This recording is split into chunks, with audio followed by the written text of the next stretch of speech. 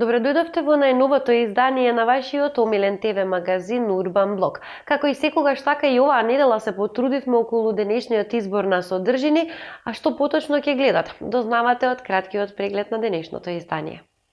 Во новиот Урбан Блок зборуваме за продуктивноста, ранобудноста и ве носиме во Доха. Останете тука, по рекламите почнува новиот Урбан Блок.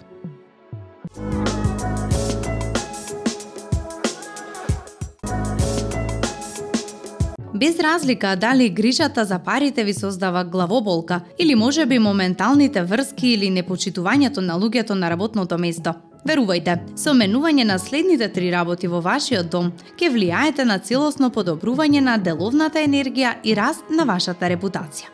Деловната енергија е поврзана со меѓучовечките односи кои се однесуваат и на романтика и на деловната комуникација.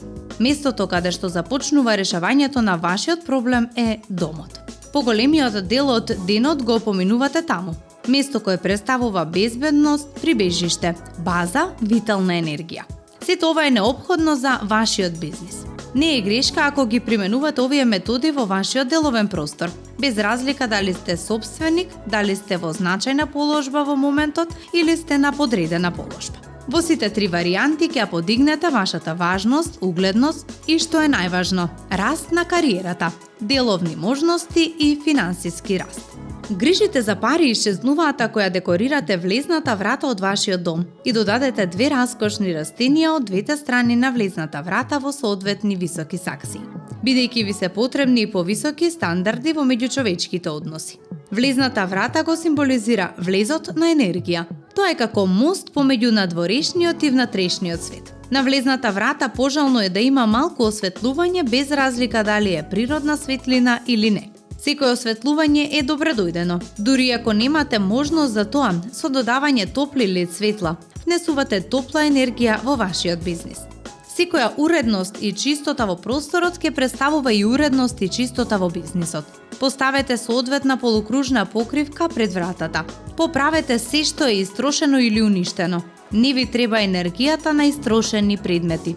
Звукот на звончето носи и добри вести во бизнисот. Изберете пријатен мек звук, така што пријатните меки вести секогаш ќе доаѓаат во вашиот бизнис. Во влезниот дел од вашиот дом поставете некоја златна декорација. Например, брод исполнет со злато ја представува енергијата на изобилство или енциклопедија на светот, за да може вашата деловна комуникација да се прошири низ планетата. Во јужниот дел запалете 2 црвени свеќи и поставете златен украс кој символизира љубов.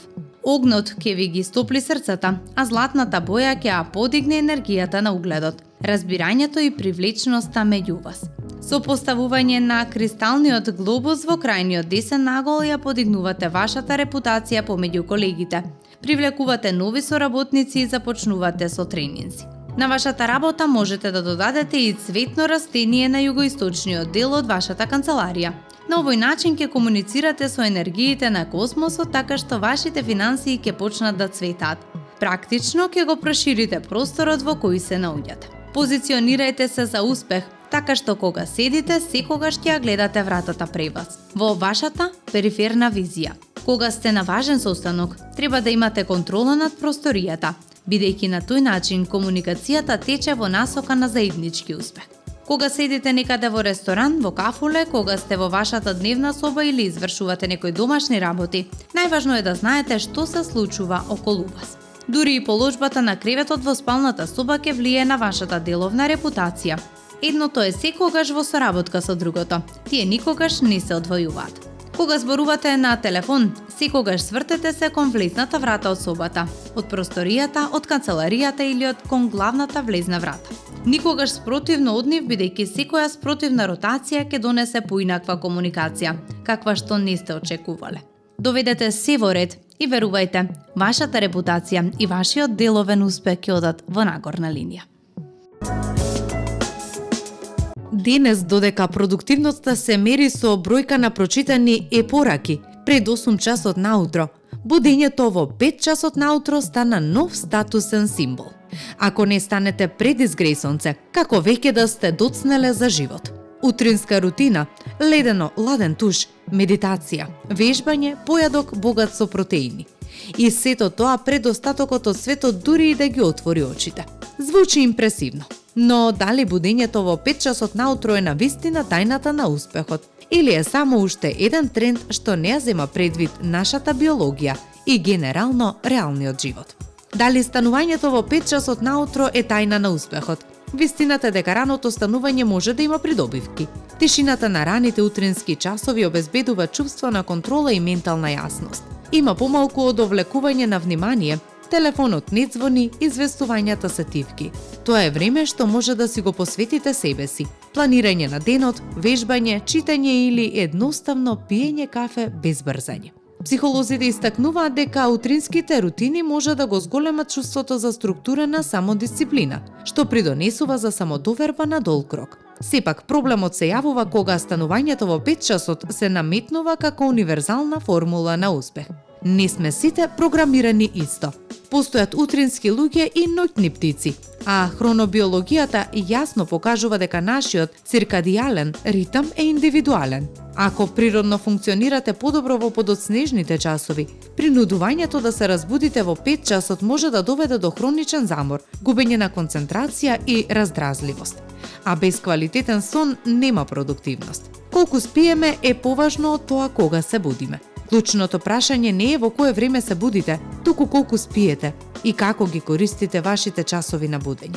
8 часа сон што завршуваат во 7 часот наутро вредат повеќе од 5 часа сон што завршуваат во 5 часот наутро. Долгорочното лишување од сон е поврзано со опаѓање на имунолошкиот систем, хормоналната нерамнотежа и зголемениот стрес. Тешко дека тоа е рецепт за успех. Друга стапица на овој тренд е споредбата. Социјалните медиуми го романтизираат раниот почеток, но ретко го прикажуваат одењето во кревет во 21 часот. Бидејќи да се соочиме со тоа, многу луѓе кои всушност стануваат во 5 часот наутро, го прават тоа затоа што одат во кревет порано. Ако вашиот живот вклучува деца, работа во смени или обврски до доцна во ноќта, ова ригидно правило може да биде повеќе извор на фрустрација отколку мотивација. Може би вистинската тајна на успехот е доследноста. Не е важно дали се будите во 5, 6:30 или 8 часот наутро, туку да имате рутина што ги поддржува вашите цели и енергија. Ако раните утра ви даваат фокус и мир, зошто да не се обидете да се разбудите во 5 часот наутро? Но ако тоа ве исцрпува, дозволите си флексибилност. И конечно, имајте едно нешто на ум. Успехот нема универзален аларм, има ритам и најдобро функционира кога е усогласено со нашите тела. Обврските што ги имаме и на крајот на краиштата со реалниот живот, а не само со оној на Инстаграм. Црвенилото на лицето може да се препише на многу нешта. Топло време, интензивно вежбање, возбуда или срам. А понекогаш црвенилото може да биде предизвикано од кожни болести, како што е, например, розацеја. Додека некои причини за црвенило се полесни за лекување, други бараат интензивни третмани со помош на специјалист за нега на кожа. Во секој случај, постојат начини да се намали црвенилото на лицето, но прво треба да ја идентификувате причината. Ова се начините да го намалите црвенилото на лицето и да ја зголемите самодовербата. Користете ладни облоги. Црвената кожа може да се ублажи со нанесување на студени облоги на лицето. Во повеќето случаи кожата станува црвена поради проширување на крвните садови. Ова е причината зошто многу луѓе доживуваат црвенило за време на вежбање, кога пијат алкохол или кога се во непријатна ситуација. За да го смирите црвенилото, ставете чиста крпава пластична кеса наполнета со котски мраз и оставете ја во замрзнувач околу 15 минути. Потоа извадете ја крпата, нежно нанесете ја на кожата каде што ќе ја чувате околу 20 минути. Потоа нанесете смирувачка маска.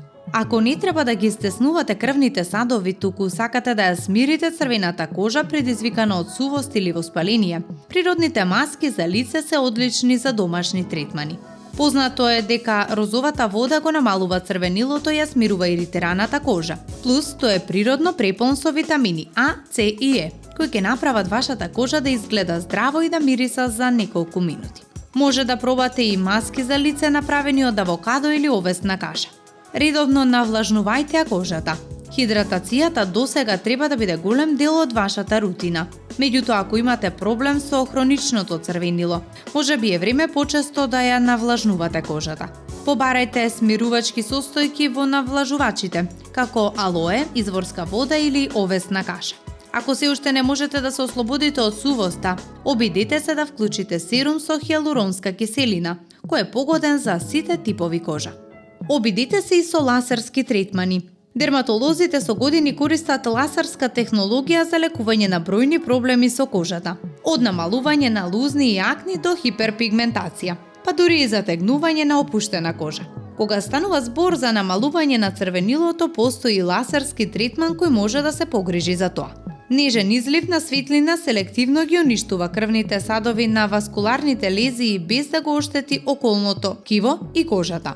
Постои лазер кој може да ги намали проширените садови кои предизвикуваат црвенило. Други лазери, како што е лазерската генеза, им помагаат на пациентите кои имаат комбинација на розацеа и акни, со тоа што ги уништуваат бактериите што ги предизвикуваат истите и помагаат кожата да се лекува. Избегнувајте производи кои ја иритираат кожата. Црвенилото може да се влоши со одредени состојки, киселини кои најчесто се користат за пилинг на кожата. Избегнувајте силни ретиноиди или ретинол, бидејќи овие производи можат дополнително да иритираат чувствителната кожа, како и силниот пилинг. Одредени производи против акни може да ја исушат кожата, па затоа е важно да бидете внимателни кои ги користите. Особено ако имате чувствителна кожа. Тоа се, например, бензоил пероксид, салицилна киселина и гликолни киселини. Ако не можете да престанете да користите производи што содржат киселина, ограничете употребата на само неколку пати неделно или побарајте формули што содржат низок процент на киселини. Дури ако не користите силни киселини, добра идеја е да користите благо средство за чистење 2 пати на ден. Исто така, секое утро нанесувајте хидратантна крема со заштитен фактор 30 или повисоко, а навечер користете хранлива и хидратантна крема. Промените и исхраната. Основното црвенило може да биде поврзано со неколку надворешни фактори. Понекогаш може да зависи и од исхраната, а во овој случај често се препорачува антиинфламаторна диета, која вклучува зелен лиснат зеленчук, риба, есенцијални масла и овошје со низок гликемичен раст. И што е уште побажно, не се консумираат едноставни шеќери, неорганско месо и млечни производи. Додатоци на витамин D и пробиотици помагаат при црвенилото. Храната која има висока содржина на киселина може да предизвика црвенило на образите. Ако сте склони кон црвенило или розацеа, тогаш би требало да избегнувате предизвикувачи, како што се зачинета храна, агруми, домати, чоколадо, цимет. Направете промени и во животниот стил, не само во исхраната. Иако постојаното црвенило може да биде фрустрирачко, причината обично не е занемарлива. Ова значи дека решението може да бара одредени промени во животниот стил покрај горе наведените. За модификации на животниот стил што можете да ги направите, го советуваме следново.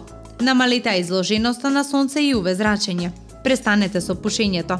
Престанете да пиете топли пијалоци. Иако ова нема нужно да го излечи црвенилото, избегнување на прекумерно изложување на сонце, например, во комбинации со користење на студени облоги, може да помогне да се намалат симптомите.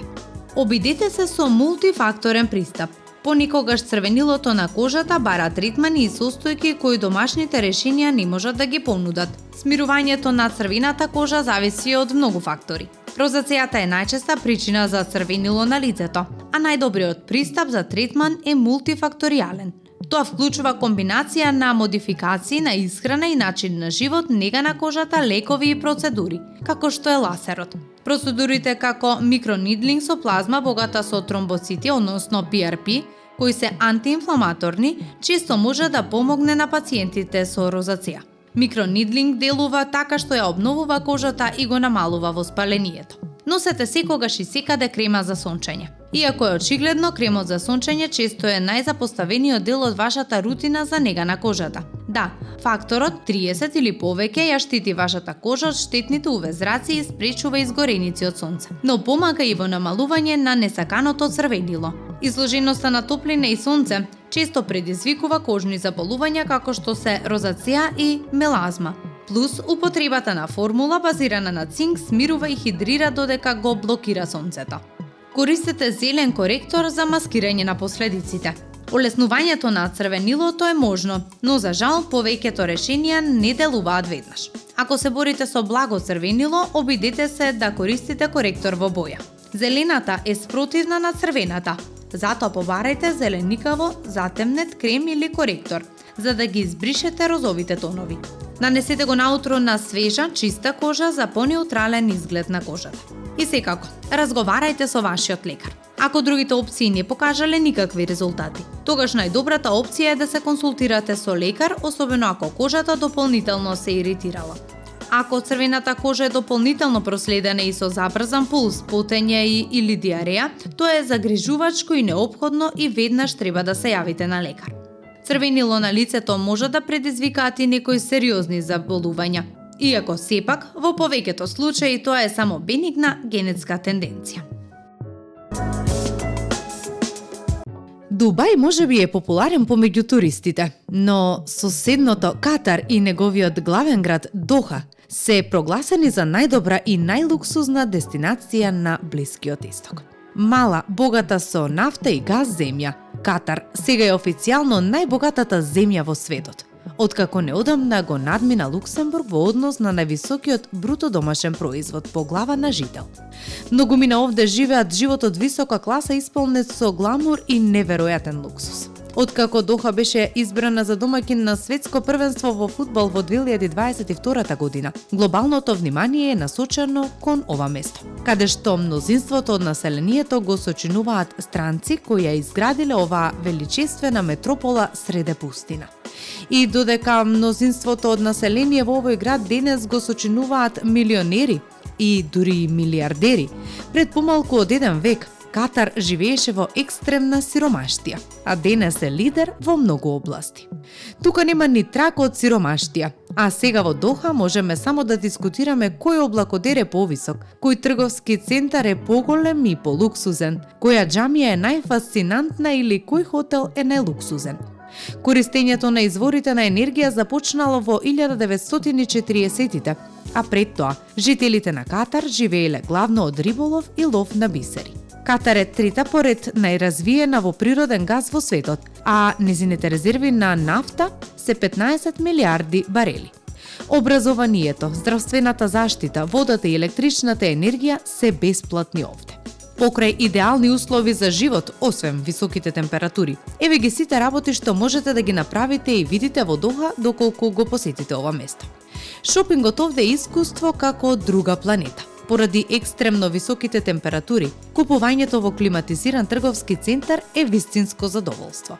Но бидете подготвени, трговските центри во Доха се поинакви од сите што сте ги виделе во животот.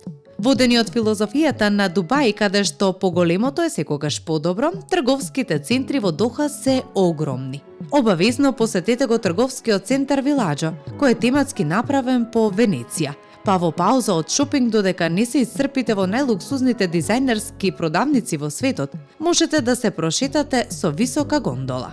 А ако навистина ви е толку жешко, можете да лизгате на мраз или да скијате во еден од другите огромни трговски центри. Можете да купите сокол како домашно милениче. Секој турист кој ќе ја посети Доха ќе има посебно сеќавање од посетата на пазарот Сук Вакиф. Ова е историското срце на Доха, вистински лавиринт на отворено, каде што можете да најдете зачини, теписи, злато и соколи. Во Катар поседувањето на сокол е еден вид ритуал на машкост, па околу 80% од нивната популација ја поседува оваа птица, иако воопшто не се ефтини. Здрава птица може да чини од 5000 до неверојатни $250,000. Но што е тоа за богатите луѓе што живеат тука? Гледајте трки со камили, заборавете на трките со коњи. Во Доха една од атракциите е гледање на трки со камили, за кои се вели дека се омилено поминување на времето на шеиците. Помеѓу ноември и декември можете да присуствувате и на овие трки, а кои се одржуваат во Ал-Шаханија, на 40 минути возење од Доха. Восхитувајте се одблизу на вештачките острови. Дубај го има палм, а Доха го има перл. Вештачки острови кои се рај и за солниште за богатите, составени од вили, хотели и апартмани на плажа. Перл е дефинитивно најексклузивното место во Доха. Но не ви е потребна банкарска сметка од милиони долари за да го посетите овој остров и да испиете кафе барем во едно од многуте кафулиња лоцирани на брегот, или да изедете ултра вкусен сладолед во една од сладкарниците. Хотелите тука имаат нов концепт за луксус. Луксузот има апсолутно поинаква дефиниција тука. Не е јасно кој хотел е поубав и полуксузен. На самиот врв е Shark Village и Spa, каде што буквално само ако сте ултра богати можете да престојувате во нивната кралска вила, со бања украсена со син мермер и инкрустирана со 18 каратно злато.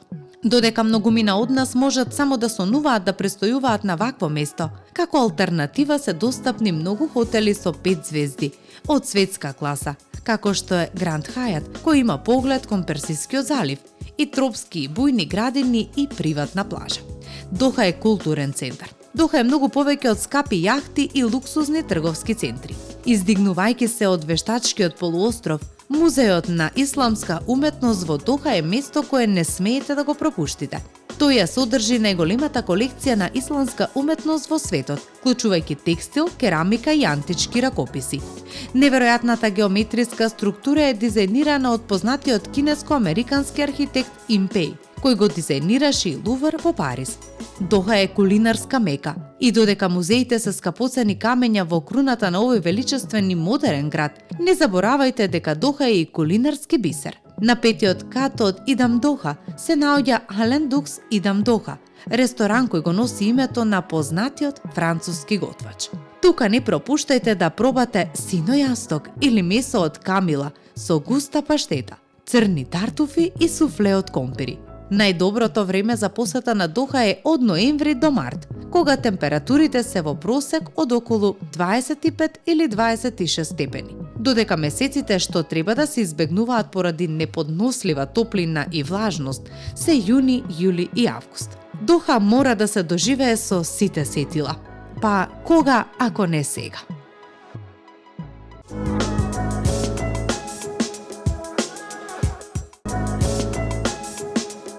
Тоа беше се за денешното 30-минутно дружење со нас и сигурни сме дека и овој пат останавте со нас до самиот крај. Но доколку не пропуштивте или пак можеби сакате да се потсетите на нешто, можете да го погледнете репризното издание во сабота или пак да го посетите нашиот YouTube канал. Ние се гледаме точно за 7 дена, до тогаш не заборавајте да бидете урбани.